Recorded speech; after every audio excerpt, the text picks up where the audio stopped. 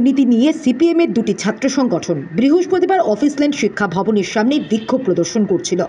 একই সময় ওই রাস্তা দিয়ে বাইকে করে যাচ্ছিলেন বিজেপির যুবনেতা ভিকি প্রসাদ। ভিকিকে দেখে সিপিএম ছাত্র সংগঠনের কর্মীরা চিৎকার এবং পথ আটকালে ভিকিও বাইক থেকে নেমে তেড়ে যায়। এই নিয়ে উত্তেজনা ছড়ালেও পুলিশ থাকায় ঘটনা বেশি দূর গড়াতে পারেনি।